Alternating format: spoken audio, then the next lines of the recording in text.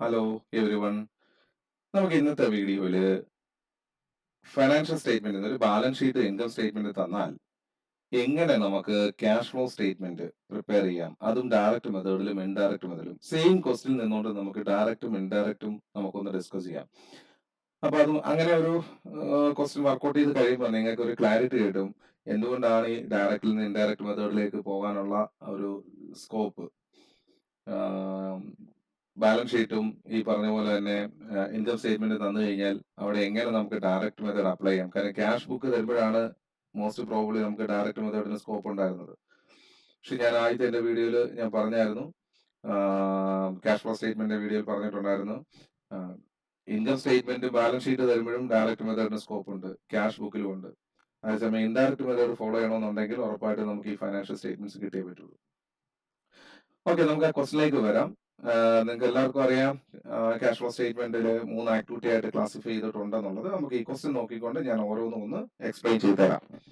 CC Limited furnishes you the following balance sheet and the statement of P&L for the year ended 24-25. Comparative statement ആണ്. You are required to prepare cash flow statement under in direct and indirect method. Okay, ഇവിടെ balance ഷീറ്റിൽ ഇത്ര ഐറ്റത്തിന്റെ കാര്യം നിങ്ങൾ നോക്കണം. ഇത് കമ്പനിയുടെ financing activity ആയിട്ട് റിലേറ്റ് ചെയ്തിട്ടുള്ള ഐറ്റംസ് ആണ്. Except reserves and surplus. Reserves and surplus എന്ന് പറയുന്നത് it's an outcome of the normal trading activities.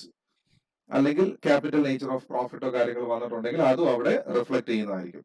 അപ്പൊ ഇവിടെ ഷെയർ ഹോൾഡേഴ്സിന്റെ ഫണ്ടും നോൺ കറന്റ് ലൈബിലിറ്റീസും ഫൈനാൻസിങ് ആക്ടിവിറ്റീസിലെ ഐറ്റംസ് ആണ്.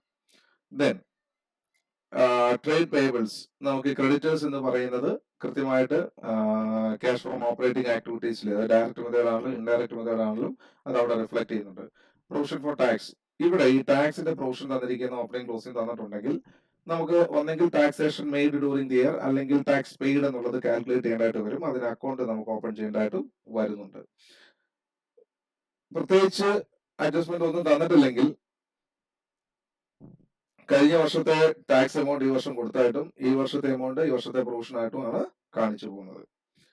പക്ഷേ ഈ ക്വസ്റ്റൻ എന്തായാലും അങ്ങനെ ഉണ്ടാവില്ല. കാര്യം ഇൻകം സ്റ്റേറ്റ്മെന്റ് തന്നിട്ടുള്ളതുകൊണ്ട് തന്നെ പ്രൊവിഷൻ ഫോർ ടാക്സേഷൻ അവിടെ സ്പെസിഫൈ ചെയ്യാനുള്ള സാധ്യത വളരെ കൂടുതലാണ്. ദെൻ അസറ്റിലേക്ക് വരുമ്പോൾ നോൺ കറന്റ് അസറ്റ്, ഈ പറയുന്ന ഫിക്സ്ഡ് അസറ്റ്, നോൺ കറന്റ് ഇൻവെസ്റ്റ്മെന്റും ഇൻവെസ്റ്റിംഗ് ആക്ടിവിറ്റീസിൽ വരുന്നതാണ്. അസറ്റുകളുടെ ഫിക്സ്ഡ് അസറ്റുകളുടെ മൂവ്മെന്റ് മെഷർ ചെയ്യുന്നതാണ് ഇൻവെസ്റ്റിംഗ് ആക്ടിവിറ്റീസ്. ദെൻ കറന്റ് അസറ്റിലെ സ്റ്റോക്ക്, ട്രേഡ് റിസീവബിൾസ്, ഈ രണ്ട് ഐറ്റം. അതിനകത്ത് ഡെറ്റേഴ്സ് എന്ന് പറയുന്നത് ഡയറക്ട്ലി ഇൻഡയറക്ട്ലി നമുക്ക് വരുന്നുണ്ട്. ദെൻ സ്റ്റോക്കിന്റെ കാര്യം വരുമ്പോഴത്തേക്കും ക്യാഷ് റിയലൈസ് ചെയ്യുന്ന എമൗണ്ട് നമുക്ക് ഇൻഡയറക്റ്റ് മെത്തേഡിലേക്ക് വരുമ്പോഴാണ് അത് കൂടുതലും ആപ്ലിക്കബിൾ ആവുന്നത്. ഓക്കെ, എന്തായാലും ഇതിന്റെ നെറ്റ് എഫക്ട് എന്ന് പറയുന്നത് ഇൻവെന്ററിയുടെ എഫക്ട് എന്ന് പറയുന്ന പർച്ചേസ് നടത്തുമ്പോഴത്തേക്ക് നമുക്ക് അത് വരുന്നുണ്ട്. അതുകൊണ്ട് തന്നെ ഇൻഡയറക്ട്ലി അതുകൂടെ എത്തി, നമുക്ക് തൽക്കാലം അത് അഫക്ട് ചെയ്യുന്നില്ല. Then opening and closing cash balance എന്ന് പറയുന്നത് ക്യാഷ് ഫ്ലോ സ്റ്റേറ്റ്മെന്റിന്റെ ലാസ്റ്റ് 2 ഐറ്റംസ് ആയിട്ടാണ് കാണിക്കുന്നത്. ഓപ്പണിംഗ് ബാലൻസ് ആഡ് ചെയ്ത് കഴിയുമ്പോൾ ക്ലോസിംഗ് ക്യാഷ് പൊസിഷനിലേക്ക് നമുക്ക് എത്തണം. അത് നമുക്ക് ആ പ്രോബ്ലം വർക്ക്ഔട്ട് ചെയ്യുമ്പോൾ നിങ്ങൾക്ക് അത് മനസ്സിലാവും. ഓൾറെഡി ഒരു പ്രോബ്ലം നമ്മൾ വർക്ക്ഔട്ട് ചെയ്തിട്ടുണ്ട്. ദെൻ പ്രീപെയ്ഡ് എക്സ്പെൻസസ് തന്നിട്ടുണ്ട് ഇവിടെ. അപ്പൊ പ്രീപെയ്ഡ് എക്സ്പെൻസസ് ഈ വർഷത്തെ പ്രീപെയ്ഡ് കൊണ്ട് കഴിഞ്ഞ വർഷത്തെ പ്രീപെയ്ഡ് എമൗണ്ടും ഇവിടെ വന്നിട്ടുണ്ട്. ഇൻകം സ്റ്റേറ്റ്മെന്റിലേക്ക് വരുമ്പോഴത്തേക്കും റവന്യൂ ഫ്രം ഓപ്പറേഷൻ സെയിൽസ്, ഇവിടെ ഒരു സ്വാഭാവികമായിട്ടൊരു സംശയമുണ്ട്. ഈ സെയിൽസ് എന്ന് പറയുന്നത് ക്രെഡിറ്റ് സെയിൽസ് ആണോ ക്യാഷ് സെയിൽസ് ആണോ? ഓരോ സംശയത്തിന്റെയും ആവശ്യമില്ല. ഇവിടെ ഡെറ്റേഴ്സ് എന്ന് പറയുന്ന ഒരു എമൗണ്ട് തന്നിട്ടുള്ളതുകൊണ്ട് തന്നെ, ബാലൻസ് ഷീറ്റ് വന്നിട്ടുള്ളതുകൊണ്ട് തന്നെ ക്രെഡിറ്റ് സെയിൽസിന്റെ കാര്യത്തിൽ സംശയം വേണ്ട. അപ്പൊ അങ്ങനെ ക്യാഷ് സെയിൽസ് പിന്നെ വരണമെന്നുണ്ടെങ്കിൽ പ്രത്യേകം ക്വസ്റ്റില് അതിനെക്കുറിച്ച് എന്തെങ്കിലും ഒരു ഹിന്റ് തന്നിരിക്കണം. അപ്പൊ ഇവിടെ വന്നിരിക്കുന്ന റവന്യൂ ഫ്രം ഓപ്പറേഷൻ എന്ന് പറയുന്നത് കംപ്ലീറ്റ്ലും ക്രെഡിറ്റ് സെയിൽസ് ആണ്.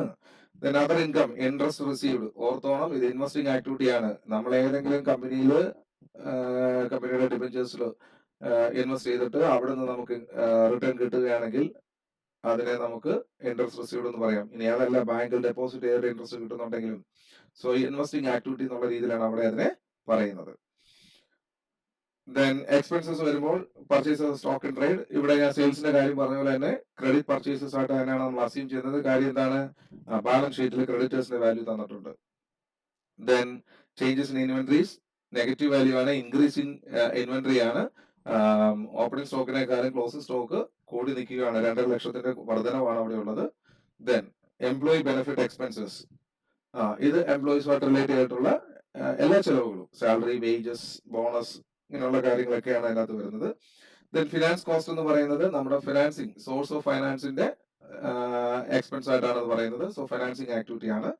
ഡിപ്രീസിയേഷൻ എന്ന് പറയുമ്പോൾ നോൺ ക്യാഷ് ഐറ്റം ആണ്.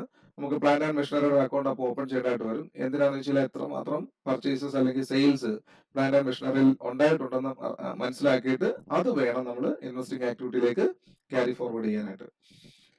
ഇവിടെ അതർ എക്സ്പെൻസസ് എന്ന് പറഞ്ഞാൽ നമുക്ക് തന്നിട്ടുണ്ട് 10,000 വിച്ച് ഇൻക്ലൂഡ്സ് ഈ വർഷത്തെ പ്രീപെയ്ഡ്, ക്ലോസിംഗ് പ്രീപെയ്ഡും കൂടെ ഇതിനകത്ത് ഇൻക്ലൂഡ് ചെയ്തിട്ടാണ് വന്നിരിക്കുന്നത്. അപ്പൊ അതിന്റെ ഒരു ട്രീറ്റ്മെന്റ് നമുക്കത് ചെയ്യേണ്ടതായിട്ട് വരും. കാര്യം ഓൾറെഡി ക്ലോസിംഗ് പ്രീപെയ്ഡ് കുറച്ചിട്ടാണ് ഈ 10,000 വന്നിരിക്കുന്നത്. ഔട്ട്സ്റ്റാൻഡിംഗ് ഒന്നും തന്നെ നമുക്ക് ബാലൻസ് ഷീറ്റ് തന്നിട്ടില്ലാത്തതുകൊണ്ട് തന്നെ നമുക്കിവിടെ പ്രീപെയ്ഡ് മാത്രം കൺസിഡർ ചെയ്താൽ മതി. കാര്യം ഈ എക്സ്പെൻസസിനകത്ത് ഇവിടെ പ്രീപെയ്ഡ് ബാലൻസ് ഷീറ്റ് വന്നിട്ടുണ്ടെങ്കിൽ ഇതുമായിട്ട് റിലേറ്റഡ് ആണ്. Then profit before tax, provision for taxation, profit after tax. ഇത് നമുക്ക് ഇൻഡയറക്റ്റ് മെത്തേഡിലാണ് ഇതിന് കൂടുതൽ സ്കോപ്പ് ഉള്ളത്. പക്ഷെ പ്രൊവിഷൻ ഫോർ ടാക്സ് നമുക്ക് ഓപ്പറേറ്റിംഗ് ആക്ടിവിറ്റീസിൽ എക്സാക്ട് ടാക്സ് പെയ്ഡ് എത്രയാണെന്ന് കണ്ടുപിടിക്കാനായിട്ട് വേണം. ദെൻ ഇവിടെ ഇന്ററിം ഡിവിഡന്റ് പേ ചെയ്ത കാര്യം പറയുന്നുണ്ട്.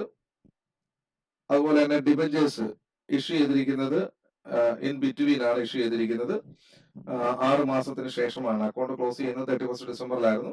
അപ്പം 1 ജൂലൈയിലായതുകൊണ്ട് തന്നെ 6 മാസത്തെ ഇൻട്രസ്റ്റ് ആണ് നമ്മൾ കാൽക്കുലേറ്റ് ചെയ്യേണ്ടത്. നമുക്ക് നോക്കാം. ഇവിടെ 5 ലക്ഷം രൂപയ്ക്ക് 12% പലിശയിൽ ഒരു വർഷം പറയുകയാണെങ്കിൽ 60,000 രൂപയാണ് കൊടുക്കേണ്ടത്. ഈ 60,000 രൂപയിൽ ഇവിടെ എത്ര കൊടുത്തിട്ടുള്ളൂ? 30,000. അപ്പൊ അത് 6 മാസത്തെയാണ്. കറക്റ്റ് 6 മാസം. ഹാഫ് എന്ന് പറയുമ്പോൾ 30,000 വന്നു കഴിഞ്ഞു. അപ്പൊ അത് നമുക്ക് ഡയറക്റ്റ് മെത്തേഡിൽ അതിനെ സംബന്ധിച്ചിടത്തോളം നമുക്ക് പ്രത്യേകിച്ച് ബുദ്ധിമുട്ടൊന്നും തന്നെ ഇല്ല. ഡയറക്റ്റ് മെത്തേഡിൽ നമുക്കിത് ഫൈനാൻസിങ് ആക്ടിവിറ്റിയിൽ മാത്രം ഇത് കാണിച്ചു പോയാൽ മതി. ഇൻഡയറക്റ്റ് മെത്തേഡ് വരുമ്പോഴത്തേക്ക് നമുക്ക് ഓപ്പറേറ്റിംഗ് ആക്ടിവിറ്റീസിനകത്ത് നോൺ ഓപ്പറേറ്റിംഗ് അല്ലെങ്കിൽ നോൺ ക്യാഷ് എന്ന് പറയുമ്പോൾ നോൺ ഓപ്പറേറ്റിംഗ് എക്സ്പെൻസസ് ആയിട്ട് ആഡ് ബാക്ക് ചെയ്യേണ്ടതായിട്ട് വരും എന്നുള്ളതാണ് പറയുന്നത്. ഓക്കെ, അപ്പൊ നമുക്ക് ഇതെങ്ങനെയാണ് ഇതിന്റെ കാൽക്കുലേഷൻ എന്നുള്ള കാര്യത്തെ കുറിച്ച് നമുക്കൊന്ന് നോക്കാം. നിങ്ങൾ നോക്കുക, ഡയറക്റ്റ് മെത്തേഡ് ആകുമ്പോഴത്തേക്കും ഞാൻ ഈ പറഞ്ഞിരിക്കുന്ന ഇത്രയും കാര്യങ്ങൾ നിർബന്ധമായിട്ടും സ്റ്റേറ്റ്മെന്റിൽ ഉണ്ടാവും. ഇതിനകത്ത് ചിലതിനൊന്നും വാല്യൂ കാണത്തില്ല. വാല്യൂ ഇല്ലെങ്കിൽ നമുക്ക് അതിനകത്ത് കൂടുതൽ ടെൻഷന്റെ ആവശ്യമൊന്നുമില്ല. പക്ഷെ ഫോർമാറ്റിൽ ഇത് കൃത്യമായിട്ട് നിങ്ങളൊന്ന് എഴുതി പോകണം. നമുക്ക് ക്യാഷ് സെയിൽസ് ഉണ്ടാവും, amount collected from cash sales ഉണ്ടാവാം, കളക്ടഡ് ഫ്രം കസ്റ്റമേഴ്സ് ഉണ്ടാവും. പിന്നെ cash receipt from royalty fees ഒന്നും അത്ര നിർബന്ധമില്ല വരണമെന്നുള്ളത്. ക്യാഷ് പർച്ചേസസിനും സാധ്യത ഉണ്ട്. ക്യാഷ് പേ ടു സപ്ലൈസും അതുപോലെ തന്നെ ഉണ്ടാവും. ക്യാഷ് പേയ്മെന്റ് ടു എംപ്ലോയീസ് അത് ഉറപ്പായിട്ടും കാണുന്നതാണ്. Then cash payment for operating expenses, നമ്മൾ ഈ പറഞ്ഞ ജനറൽ എക്സ്പെൻസസോ ഓഫീസ് ആൻഡ് അഡ്മിനിസ്ട്രേഷൻ എക്സ്പെൻസസ് എന്നൊക്കെ പറഞ്ഞു വരും. അപ്പൊ ഇത്രയും കാര്യങ്ങൾ നിങ്ങൾ ഫോർമാറ്റിൽ വരച്ചു വെക്കുക. അതിനുശേഷം നമുക്ക് കിട്ടുന്ന ക്യാഷിനെ cash generated from operations before tax and extraordinary items, tax paid കുറച്ച് കഴിഞ്ഞാൽ cash from operations before extraordinary items കിട്ടും. ദെൻ എക്സ്ട്രാordinary ഐറ്റംസ്, അതായത് എന്തെങ്കിലും തർക്ക വിഷയങ്ങളുള്ള കാര്യങ്ങൾ, ഇതൊക്കെ ഓൾറെഡി ഞാൻ പറഞ്ഞു പോയിട്ടുള്ളതാണ്. നമുക്ക് കിട്ടുകയാണെങ്കിൽ ഇൻകം, കൊടുക്കേണ്ടതാണെങ്കിൽ നമുക്ക് എക്സ്പെൻസുമായിട്ട് ക്യാഷിന്റെ ഔട്ട്ഫ്ലോ ആയിട്ടാണ് നമ്മൾ എഴുതുന്നത്. അപ്പൊ ഈ ഒരു ഓപ്പറേറ്റിംഗ് ആക്ടിവിറ്റീസിന്റെ ഫോർമാറ്റ് എന്ത് തന്നെ വന്നാലും ശരി, നിങ്ങൾ ഡയറക്റ്റ് മെത്തേഡിന്റെ വരച്ച് വെച്ചിട്ട് വേണം ക്വസ്റ്റ്യനിൽ നമ്മൾ ട്രേസ് ചെയ്യാനായിട്ട് പോകേണ്ടത്. ബാക്കി കാര്യങ്ങളൊക്കെ നമുക്ക് ക്വസ്റ്റ്യൻ വരുന്ന അനുസരിച്ച് നമുക്ക് ട്രേസ് ചെയ്താൽ മതി. കാര്യം ഇവിടെ എന്നൊക്കെ പറഞ്ഞു കഴിഞ്ഞാൽ ഓരോ ക്വസ്റ്റ്യൻ അനുസരിച്ച് ഐറ്റം കൂടുകയും കുറയുകയും ചെയ്യാം. ഇവിടെ എന്ന് പറഞ്ഞാൽ അങ്ങനെയല്ല. These are the maximum possible items to be considered. ഇത് ഇവിടെ തന്നെ amount paid for operating expense 5-6 തന്നിട്ടുണ്ടെങ്കിൽ നിങ്ങൾക്ക് ഇവിടെ തന്നെ ലിസ്റ്റ് ഔട്ട് ചെയ്യും. അല്ലെങ്കിൽ അതൊരു വർക്കിംഗ് നോട്ടായിട്ട് എഴുതിയിട്ട് അതിന്റെ ടോട്ടൽ ഇവിടെ എഴുതിയാലും മതി. ഓക്കെ, അപ്പൊ നമുക്ക് ക്യാഷ് സെയിൽസ് ഈ ക്വസ്റ്റനിൽ ഇല്ല. അതുകൊണ്ട് തന്നെ ഞാൻ തൽക്കാലം ഇവിടെ നിന്ന് ഹൈഡ് ചെയ്യണം ഈ കോളമേ. മറ്റൊന്നും അല്ല, ഇവിടെ ഞാൻ എന്തെങ്കിലും വാല്യൂ കൊടുത്തു, വാല്യൂ നില്ലെന്ന് കൊടുത്തു കഴിഞ്ഞാൽ ഇവിടെ കാൽക്കുലേറ്റ് ചെയ്യുമ്പോഴത്തേക്ക് എറർ കാണിക്കും. ഫോർമുല ഇട്ട് ചെയ്യുന്നതാണ്. Then cash collected from customers, ഇത് കണ്ടുപിടിക്കാനായിട്ട് നമുക്കൊരു മാർഗമുണ്ട്. നമുക്ക് ഒന്നെങ്കിൽ ഒരു അക്കൗണ്ട് ഓപ്പൺ ചെയ്യാം, അല്ലാന്നുണ്ടെങ്കിൽ നമുക്ക് ഒരു സ്റ്റേറ്റ്മെന്റ്, ഇങ്ങനെ ഒരു സ്റ്റേറ്റ്മെന്റ് വരയ്ക്കാം. ഓക്കെ, ഞാനിപ്പോ ഇവിടെ ഫിഗേഴ്സ് ഇട്ട് വെച്ചിരിക്കുന്നതാണ്, ഞാൻ അത് മാറ്റിയേക്കാം. അപ്പൊ ഇവിടെ എങ്ങനെയാന്ന് വെച്ചാൽ ഓപ്പണിംഗ് ഡെറ്റേഴ്സ് എന്ന് പറയുന്നത് വെച്ചാൽ ഒരു വാല്യൂ നമുക്ക് ഉണ്ട് 50,000. ക്ലോസിംഗ് ഡെറ്റേഴ്സ് 2 lakh ആണ്. സോ 50,000 ഞാനിവിടെ എഴുതുവാണ്. ക്ലോസിംഗ് ഡെറ്റേഴ്സ് എന്ന് പറയുന്നത് 2 lakh ആണ് ഞാനിവിടെ എഴുതുന്നത്. ഇനി ക്രെഡിറ്റ് സെയിൽസ് എന്ന് പറയുന്നത് എത്രയാണെന്ന് നോക്കിയേക്കുക. അത് ഇൻകം സ്റ്റേറ്റ്മെന്റ് തന്നിട്ടുണ്ട് 10 lakhs. നമുക്ക് ആ 10 lakh അങ്ങോട്ട് എഴുതിയേക്കാം. സോ ടോട്ടൽ എത്ര വന്നു? 8,50,000. അത് നമ്മൾ നമ്മുടെ സ്റ്റേറ്റ്മെന്റിലേക്ക് കൃത്യമായിട്ടും ഒന്ന് എഴുതി പോവാണ്. ഇനി അടുത്ത വരുമ്പോഴത്തേക്കില്ല ഞാനിവിടെ കോളം ഹൈഡ് ചെയ്യുമ്പോഴത്തേക്ക് ഒരു ഗുണമുണ്ട്, അല്ലെങ്കിൽ എമൗണ്ട് കോളം മാറിപ്പോവും നമ്മൾ ഫില്ല് ചെയ്യുമ്പോഴത്തേക്കും. ക്യാഷ് പർച്ചേസസും ഇല്ല. ഇനി ക്യാഷ് പെയ്ഡ് ടു സപ്ലൈസ്, ഇത് ഞാനിവിടെ സ്റ്റേറ്റ്മെന്റ് ആയിട്ടാണ് ചെയ്തിരിക്കുന്നത്. നിങ്ങൾക്ക് അക്കൗണ്ട് ആയിട്ട് വേണമെങ്കിൽ നിങ്ങൾക്ക് ചെയ്യാനായിട്ട് പറ്റും. ഈ ഫിഗേഴ്സ് എല്ലാം ഒന്ന് ഞാൻ മാറ്റിയേക്കാം. ഓപ്പണിംഗ് വാല്യൂ എന്ന് പറയുന്നത്, ക്രെഡിറ്റേഴ്സിന്റെ ഓപ്പണിംഗ് വാല്യൂ എന്ന് പറയുന്നത് 1,40,000 ക്ലോസിംഗ് 3,90,000 ആണ്. 1,40,000 3,90,000.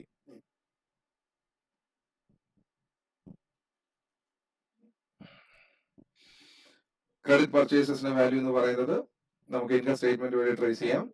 9,80,000 ആണ്. 9,80,000.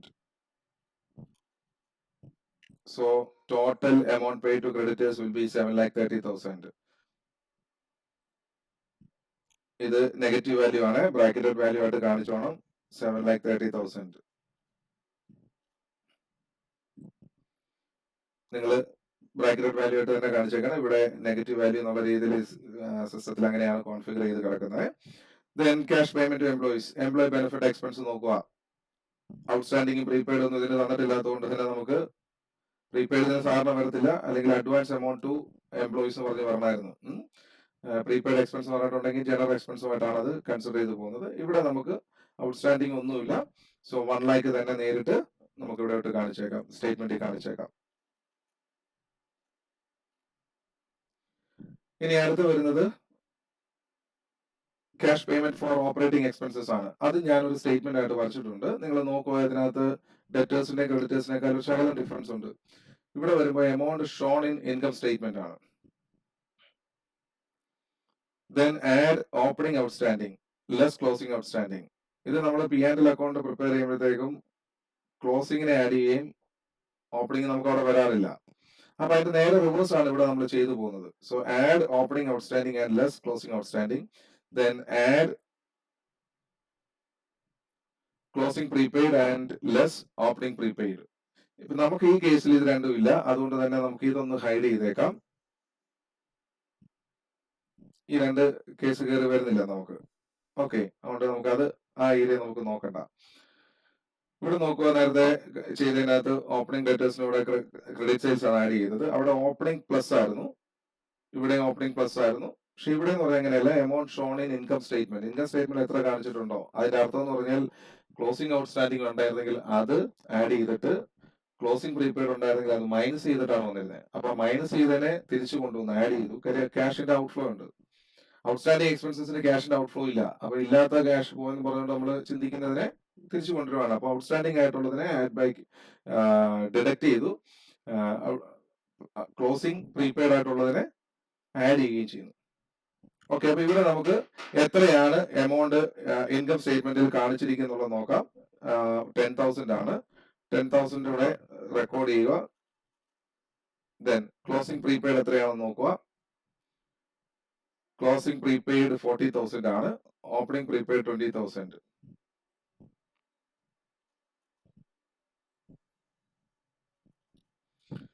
So the exact cash paid for expenses will be 30,000.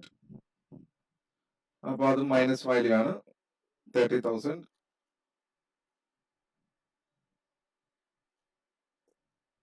1 lakh minus ആയിരുന്നേ, നമ്മൾ അത് വിട്ടുപോയതാണ്. അത് നമ്മുടെ 1 lakh കൂടെ മൈനസ് ആയിട്ട് എഴുതാം.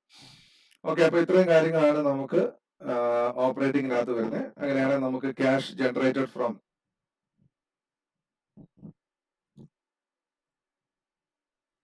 Operating activities before working capital changes. ഞാൻ ഇവിടെ ആഡ് ചെയ്യുന്നത് വീണ്ടും പറഞ്ഞേക്കാം, ഇവിടെ നെഗറ്റീവ് വാല്യൂ ആണ് കിടക്കുന്നുള്ളതുകൊണ്ട് തന്നെ ഫോർമുല കറക്റ്റ് ആക്കാൻ വേണ്ടിയാണ്. സോ നെഗറ്റീവ് 10,000 ആണ്. ഇൻകം ടാക്സ് പെയ്ഡ് വരുമ്പോഴത്തേക്കും അപ്പൊ നെഗറ്റീവ് 10,000 ആണ് ഇവിടെ നമുക്ക് വന്നിരിക്കുന്നത്. Cash generated from operations before taxes and extraordinary items. Income tax പേ ചെയ്ത് എത്രയെന്ന് കണ്ടുപിടിക്കാൻ വേണ്ടി നമുക്ക് പ്രൊവിഷൻ ഫോർ ടാക്സേഷൻ ഒരു അക്കൗണ്ട് ഓപ്പൺ ചെയ്യേണ്ടതായിട്ട് വരും. അപ്പൊ അവിടെ ക്രെഡിറ്റ് ബാലൻസ് അക്കൗണ്ട് ആണ്, ലൈബിലിറ്റി നേച്ചർ അക്കൗണ്ട് ആണ്. നമുക്ക് ബാലൻസ് ഷീറ്റ് നോക്കാം.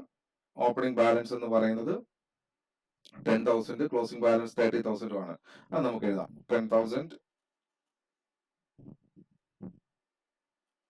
30,000. Then ഇൻകം സ്റ്റേറ്റ്മെന്റ് നോക്കിക്കഴിഞ്ഞാൽ നമുക്ക് ഒരു കാര്യം മനസ്സിലാവും. പ്രൊവിഷൻ ഫോർ ടാക്സേഷൻ 40,000 കൊടുത്തിട്ടുണ്ട്. സോ ആ വർഷം P&L ചാർജ് ചെയ്തിരിക്കുന്ന amount profit and loss account 40,000. അങ്ങനെയാണെങ്കിൽ മൊത്തം 50,000 ക്രെഡിറ്റിൽ വന്നു. ട്രാൻസ്ഫർ ചെയ്യുകയാണ് നമ്മൾ 50,000. ബാലൻസിങ് ഫിഗർ ആയിട്ട് ഒരു 20,000 അതാണ് ആ വർഷത്തെ ടാക്സ് പെയ്ഡ് ആയിട്ട് വന്നിരിക്കുന്നത്. സോ ടു ക്യാഷ് അത് ബാലൻസിങ് ഫിഗർ ആയിട്ടാണ് വന്നിരിക്കുന്നത്. അപ്പൊ നിങ്ങൾ ഓർക്കണം, ഇവിടെ ടാക്സിന്റെ അക്കൗണ്ട് ഓപ്പൺ ചെയ്യുന്നുണ്ടെങ്കിൽ ഒന്നെങ്കിൽ ഈ പറയുന്ന ക്യാഷ് എമൗണ്ട് എത്രയാണ് കൊടുത്തിരിക്കുന്നത് കണ്ടുപിടിക്കാനായിരിക്കാം, അല്ലെങ്കിൽ എത്രയാണ് ആ വർഷം P&L ചാർജ് ചെയ്തിരിക്കുന്ന എമൗണ്ട് എന്നുള്ളതാണ്. ഇത് ഇൻഡയറക്റ്റ് മെത്തേഡ് വരുമ്പോഴാണ് കൂടുതൽ സ്കോപ്പ് ഉള്ളത്. ഡയറക്റ്റ് മെത്തേഡിൽ വരുമ്പോഴത്തേക്കും സ്കോപ്പ് ഇല്ലാതെയില്ല, പക്ഷെ ഇൻഡയറക്റ്റ് വരുമ്പോഴത്തേക്കും ഈ ബാലൻസിങ് ഫിഗറിന് റിലവൻസ് ഉണ്ട്. കാര്യം നമുക്ക് അവിടെ നമ്മൾ സ്റ്റാർട്ട് ചെയ്യുന്നത് net profit before tax and extra ordinary items ആണ്. അപ്പോൾ അവിടെ പ്രൊവിഷൻ ഫോർ ടാക്സേഷൻ ചിലപ്പോൾ കണ്ടുപിടിക്കേണ്ടതായിട്ട് വരും. ഓക്കെ, അപ്പൊ ഇവിടെ 20,000 ആണ് വന്നിരിക്കുന്നത്. നമുക്ക് അത് മൈനസ് ചെയ്തേക്കാം.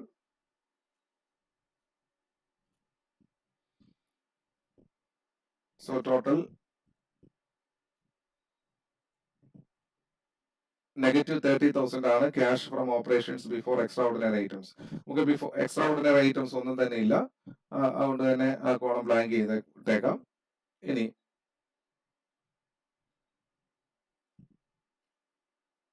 നെറ്റ് ക്യാഷ് ഔട്ട്ഫ്ലോ ആണ് നമുക്കിവിടെ. Net cash outflow from operating activities 30,000. ഇത് പോസിറ്റീവ് വാല്യൂ ആയിരുന്നെങ്കിൽ നമ്മളിവിടെ നെറ്റ് ക്യാഷ് ഇൻഫ്ലോ എന്ന് പറഞ്ഞുകൊണ്ടാണ് കാണിക്കേണ്ടത്. ഇവിടെ ഇപ്പം ഔട്ട്ഫ്ലോ ആണ്. Now ഇത്രയും മനസ്സിലായെന്ന് ഞാൻ വിശ്വസിക്കുന്നു. അപ്പൊ ഇനി ഇൻഡയറക്റ്റ് മെത്തേഡ് വരുമ്പോഴും ഈ ഒരു പോർഷന് മാത്രമേ ഉള്ളൂ, അത് ഇവിടം വരെ ഉള്ള വ്യത്യാസമുള്ളൂ. ടാക്സ് തൊട്ട് ബാക്കി എല്ലാ സ്റ്റേജും ഡയറക്റ്റ് മെത്തേഡും ഇൻഡയറക്റ്റ് മെത്തേഡും സെയിം ആണ്. ഇവിടെ മാത്രമേ ഉള്ളൂ, ആദ്യത്തെ ഇത്രയും പോർഷൻ മാത്രമേ ഉള്ളൂ ഇത് വ്യത്യാസപ്പെട്ടിട്ടുള്ളൂ. ബാക്കി ഏരിയസ് എല്ലാം താഴോട്ട് പോകുന്ന എല്ലാം രണ്ട് മെത്തേഡിനും ആപ്ലിക്കബിൾ ആവുന്ന കാര്യങ്ങളാണ്. ഡയറക്റ്റ് മെത്തേഡിന്റെ ഫോർമാറ്റ് നിങ്ങൾ ഈ ഒരു ഓർഡറിൽ ഒന്ന് പഠിച്ചു. ഇത്ര ഐറ്റംസ് എന്തായാലും നിങ്ങൾ ഒന്ന് മനസ്സിലാക്കി വെച്ചേക്കുക. കാര്യം ആ ഫോർമാറ്റ് വരച്ചിട്ട് ഇങ്ങനെ ട്രേസ് ചെയ്യുമ്പോഴത്തേക്കും കുറച്ചും കൂടെയൊക്കെ നിങ്ങൾക്ക് എളുപ്പമായിരിക്കും. ഇനി ഞാൻ പറഞ്ഞു ഇൻവെസ്റ്റിംഗ് ആക്ടിവിറ്റീസിലേക്ക് നമ്മൾ പോകുമ്പോഴത്തേക്കും അസറ്റ്, ഇവിടെ നമുക്ക് അസറ്റിന്റെ അകത്ത് പ്ലാന്റ് ആൻഡ് മെഷീനറിയും നോൺ കറന്റ് ഇൻവെസ്റ്റ്മെന്റും ഉണ്ട്. നോൺ കറന്റ് ഇൻവെസ്റ്റ്മെന്റ് എന്ന് പറയുന്നത് പ്രത്യേകിച്ച് അഡ്ജസ്റ്റ്മെന്റ് ഒന്നും തന്നെ നമുക്കിവിടെ ഇല്ല. 1 lakhന്റെ പർച്ചേസസ് ആണ്. പക്ഷെ പ്ലാന്റ് ആൻഡ് മെഷീനറി നോക്കുമ്പോൾ 5 lakhൽ നിന്ന് 9,94,000 എന്ന് പറയുമ്പോൾ 4,94,000 ഒരു പർച്ചേസസ് ആയിട്ടാണ് തോന്നുന്നത്. പക്ഷെ ഡിപ്രീസിയേഷൻ പറഞ്ഞിട്ടുണ്ട്. അപ്പൊ ആ ഡിപ്രീസിയേഷൻ കൂടെ നമ്മൾ കൺസിഡർ ചെയ്തിട്ട് വേണം അതിന്റെ വാല്യൂ കണ്ടുപിടിക്കാനും. ആ വാല്യൂ ആയിരിക്കാം കൃത്യമായിട്ടുള്ള പർച്ചേസസ് അല്ലെങ്കിൽ സെയിൽസ് ആയിട്ട് വരുന്നത്. സോ 80,000 ആണ് depreciation. So 5 lakh opening balance, closing balance 9,94,000. അപ്പൊ നമുക്കിവിടെ അസറ്റ് ആയതുകൊണ്ട് തന്നെ ഡെബിറ്റ് ബാലൻസ് ആണ്. Closing balance 9,94,000. ഇനി ഡിപ്രീസിയേഷൻ അസറ്റിന്റെ വാല്യൂ കുറയണമെങ്കിൽ ക്രെഡിറ്റ് ചെയ്താണ് നമ്മൾ കാണിക്കുന്നത്. അസറ്റിനെ ക്രെഡിറ്റ് ചെയ്യുന്നു, ഡിപ്രീസിയേഷൻ ഡെബിറ്റ് ചെയ്യുന്നു. Entry will be depreciation account to plant and machinery. 80,000 ആണ് ഇവിടെ പറഞ്ഞിരിക്കുന്നത്. ഓക്കെ, ഇനി ഇതിന്റെ ടോട്ടൽ നമ്മൾ നോക്കുവാണെങ്കിൽ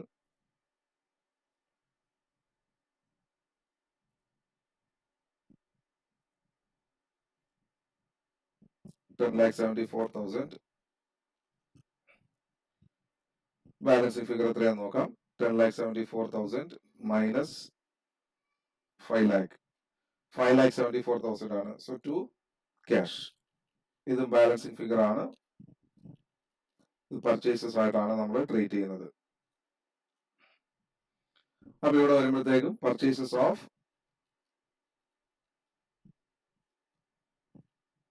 പ്ലാന്റ് ആൻഡ് മെഷീനറി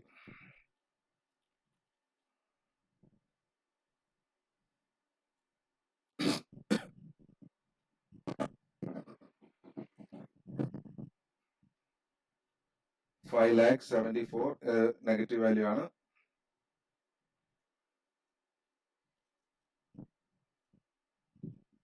Then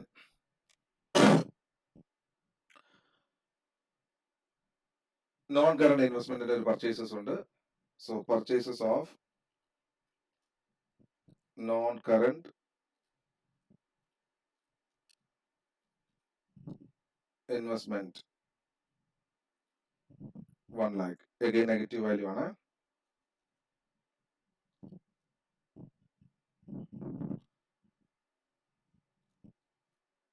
ഇനി ഒരു കാര്യം നമുക്ക് നോക്കാനുണ്ട്.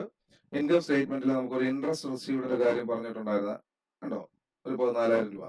അപ്പൊ ഇത് ഇൻട്രസ്റ്റ് റിസീവ്ഡ് എന്ന് പറഞ്ഞിട്ട് പോസിറ്റീവ് വാല്യൂ ആയിട്ട് ഇൻവെസ്റ്റിംഗ് ആക്ടിവിറ്റി കാണിക്കേണ്ടതാണ്. ഇൻട്രസ്റ്റ് റിസീവ്ഡ് 14,000. ഓക്കെ, അപ്പൊ ഇതിന്റെ നെറ്റ് ഇഫക്ട് എന്ന് പറയുന്നത് 6,60,000 ആണ്. അത് ഔട്ട്ഫ്ലോ ആണ്. So net cash outflow from investing activities. ഇനി നമുക്ക് വേണ്ടത് ഫൈനാൻസിങ് ആക്ടിവിറ്റി ആണ്. ഫൈനാൻസിങ് ആക്ടിവിറ്റിയുടെ കാര്യത്തിൽ ഞാൻ പറഞ്ഞു, നമുക്ക് ശ്രദ്ധിക്കേണ്ടത് ഇക്വിറ്റി. ഇവിടെ ഷെയർ ക്യാപിറ്റൽ 7 lakh 8 lakh ആയിട്ടുണ്ട്. പ്രത്യേകിച്ച് വേറെ അഡ്ജസ്റ്റ്മെന്റ് ഒന്നും പറഞ്ഞിട്ടില്ലാത്തതുകൊണ്ട് തന്നെ നമുക്ക് അതിനെ ഇഷ്യൂ ഓഫ് ഷെയർസ് എന്നുള്ള രീതിയിൽ പറയാം.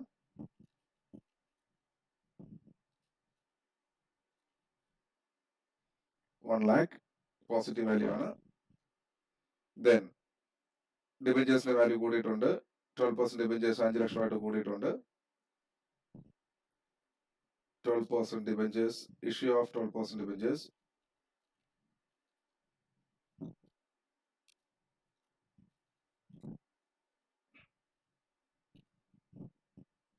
$5 lakh.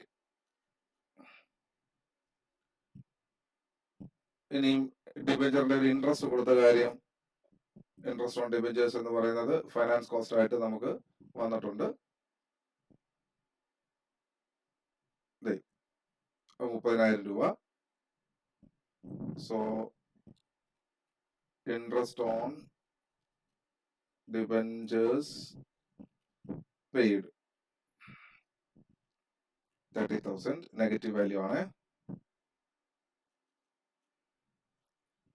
ദെൻ നമുക്ക് ഇന്ററിം ഡിവിഡന്റിന്റെ കാര്യം അഡ്ജസ്റ്റ്മെന്റ് പറയുന്നുണ്ട്.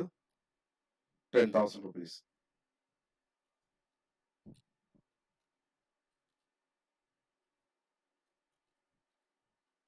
Interim dividend paid 10,000. അതും നെഗറ്റീവ് വാല്യൂ ആണ്. ഇനി നമുക്ക് നെറ്റ് ക്യാഷ് ഇൻഫ്ലോ ആണോ ഔട്ട്ഫ്ലോ ആണോ എന്നുള്ള കാര്യം നോക്കാം. ഫിനാൻസിങ് ആക്ടിവിറ്റീസിന് ഇവിടെ 5,60,000 പോസിറ്റീവ് വാല്യൂ ആണ്. So net cash inflow from financing activities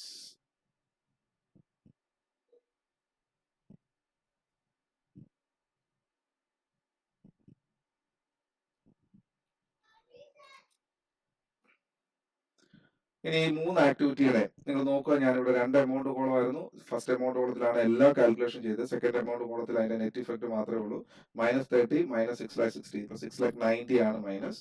അപ്പൊ ഇവിടെ വന്നപ്പോൾ 5,60,000 പോസിറ്റീവ് ഉണ്ട്. നെറ്റ് ഇൻക്രീസ് ഓർ ഡിക്രീസ് ഉണ്ട്. നെഗറ്റീവ് വാല്യൂ വന്നുകൊണ്ട് തന്നെ നമുക്കിവിടെ നെറ്റ് ഡിക്രീസ് ആയിട്ട് വേണം അതിനെ പറയാനായിട്ട്. ഓക്കെ, കുറവാണ്. Net decrease in cash and cash equivalence. ഇനി ഇതിലൂടെ നമുക്ക് ഓപ്പണിംഗ് എത്രയാന്ന് നോക്കാം. ക്യാഷ് ബാലൻസ് 2 lakh ആണ്. 2 lakh ഇവിടെ ആഡ് ചെയ്യുമ്പോഴത്തേക്കും ക്ലോസിംഗ് നമുക്ക് എത്രയാണെന്നുള്ളത് നോക്കിയേക്കാം.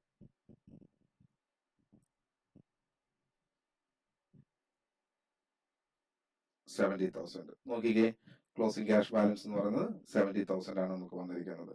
ഇത്രേ ഉള്ളൂ ഇത് കേട്ടോ. വളരെ സിസ്റ്റമാറ്റിക് ആയിട്ട് ചെയ്യാവുന്ന ഒരു ക്വസ്റ്റ്യൻ ആണ്. കൃത്യമായിട്ടും അത് ചെയ്തു പോകണം. ഓരോ കാര്യങ്ങളും ട്രേസ് ചെയ്ത് കണ്ടുപിടിച്ച് പോകണം. സ്വാഭാവികമായിട്ടും ഒരു ക്വസ്റ്റ്യൻ തന്നെ ആൻസറും കൂടെ ഉള്ള ഒരു ക്വസ്റ്റ്യൻ ആയിട്ടാണ് ഇത് പറയപ്പെടുന്നത്. അതുകൊണ്ട് നിങ്ങൾക്ക് ഇത് ഈസിയാണ്.